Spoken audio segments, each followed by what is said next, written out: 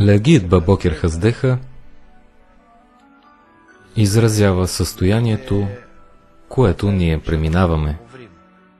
В нашия свят, когато заспиваме, всъщност губим съзнание, изключваме се от света, от живота. Влизаме в някакво откъснато от живота състояние и от нас остава само така наречената екиста дехаюта, ниво на минимален живот, при който всъщност ние не знаем, ще се събудим ли или не. Защо ние ставаме? Внезапно ние получаваме пробуждане отвътре и тогава се събуждаме и наново продължаваме живота си в новия ден. Но това състояние, в което човек се изключва от реалността и влиза в сън, е много специално.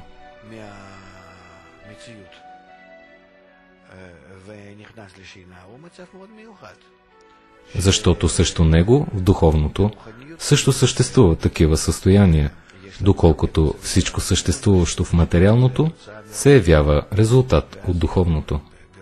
Затова и в духовното също има състояния, наречени ден, вечер, нощ и утро. Но там те се случват, защото човек сам създава деня и нощта. И всички времена, той сам преминава през всички тези състояния. Ако той не премине през тях, не се налага над себе си, не се придвижва, то времето не тече, защото в духовното няма време. Там има само действие, причина и следствие. Затова, до заспиване в духовния смисъл на думата, т.е. изключване от духовната реалност и въвеждайки себе си в дрямка, в изключване от духовното, от Твореца, от висшите сили, човек извършва поправяне, при което вътре в себе си, вътре в своите желания, своите килим, той подготвя желанието да стане. Ако той се подготвил правилно, то срещу тези желания преминава висша светлина и го събужда, така както слънцето ни буди сутрин. Но без тази светлина, идваща свише, човек не може да стане. Всъщност, затова когато човек стане сутрин, т.е. отново се е събудил към духовното, това се нарича ставане в духовното, той възхвалява висшата сила, Твореца, който го е събудил и наново му е дал пробуждане към достигане целите на творението, поправени, възвишени, вечни, съвършени състояния. И тогава човек пее: възвестявам утрото на Твоята милост, защото това действително е милост от Висшето, което го пробужда.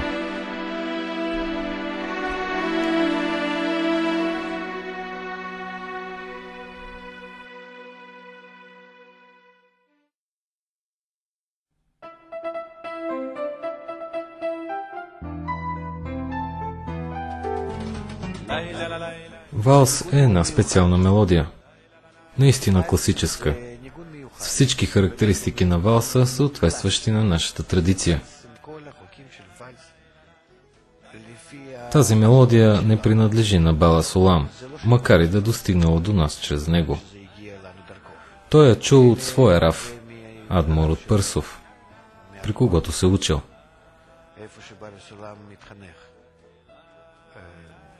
Бала Сулам живеел във Варшава със своите родители. В околностите на Варшава се намирало селцето Пърсов. И в това селце живеел Равът от Пърсов. Той бил кабалист. И когато Бала Сулам поотраснал, той започнал да ходи при него, заедно с баща си, който също учил при Рава от Пърсов. Постепенно Рава от Пърсов започнал да го приобщава към себе си. Чрез него Бала Сулам достигнал разкритие на Твореца, духовното, и станал кабалист. След известен период от време Бала Сулам открил, че превъзхожда неговото ниво. Тогава той го напуснал и се отправил към Израел. Тази мелодия е дошла от Рава от Пърсов, преминала през Бала Сулам към моя Рав, и аз я чух от него.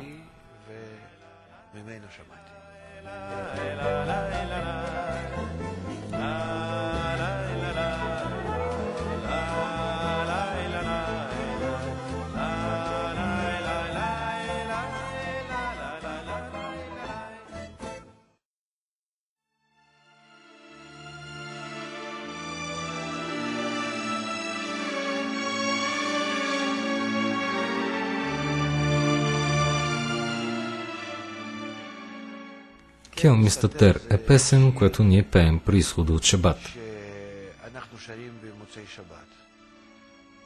В края на деня, вече приближавайки се към изхода от съботата и при излизане от съботния ден. Изходът от Шабат, това е времето, когато висшата святост, идваща към човека, пребиваващ в духовен подем, започва да го напуска, оставяйки го в тъмнина, в недостиг на напълване, за да може всичко, получено от тях в съботата, да му послужи като движеща енергия за самостоятелно постижение на това, което е получил в този ден като подарък. Съботата се нарича подарък. Подаръкът е нещо, което се дава на човека не като възнаграждение. Той не е работил за това. Така и съботата. Отгоре се спуска висшата сила, наречена Шабат. Той преживява много чувственото явление, през което преминава, но още не го е заслужил, заради неговите непоправени килим. Това му се дава като подарък. На човек му е даден този подем, това разкриване, а след определено време това усещане намалява и отминава. И тогава човек си казва: Кел Мистатер, Творецът се скрива. Ти, Творецо, се разкри пред мен в състояние наречено събота, като подарък, а сега отново си отиваш от мен, скривайки се. Аз разбирам, че това е нужно, за да мога да се повдигна и да те разкрия дори в нисшите дни, т.е. във време на твоето скритие, в делничните дни, когато аз пребивавам в делничност, отделен от светостта. Но аз съм длъжен да направя така, че всички дни на седмицата да се присъединят към степента Шабат. Тази песен изразява усещането на 10-те свирот: Кетер, Хухма, Бина, Хесет, Гевура, Тиферет, Нецах, Хот, Есот, Малхут. Защото човек познал в тях всички свойства на Твореца и сега, когато влиза в състояние на скритие и се отделя, той вече знае какво именно трябва да постигне сам. Това вече е записано в него в качеството на решимот, а сили за това той е получил от пребиваването в съботата. И сега, в течение на седмици, човек повдига себе си на нивото на предишната събота, а след това, когато дойде следващата, тя ще бъде още по-голям подарък за него. И така до момента, когато всички тези съботи не се съединят в степен окончателно поправяне.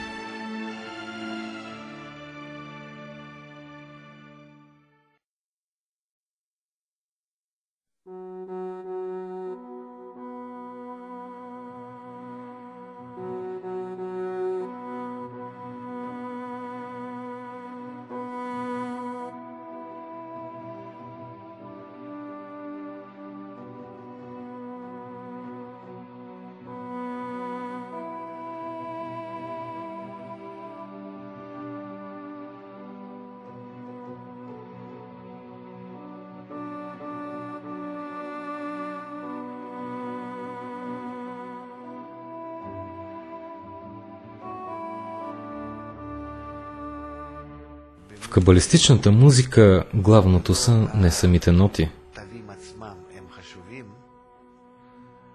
а всички малки нюанси, съществуващи между тях. Ние изучаваме, че съществува таамим, вкусове, некудот, точки под буквите, таагин, коронки над буквите и отият, букви. Какво представляват буквите? Буквите, това са най-малките нюанси, образуващи се на края на цялото впечатление на кли от светлината. Това се наричат букви.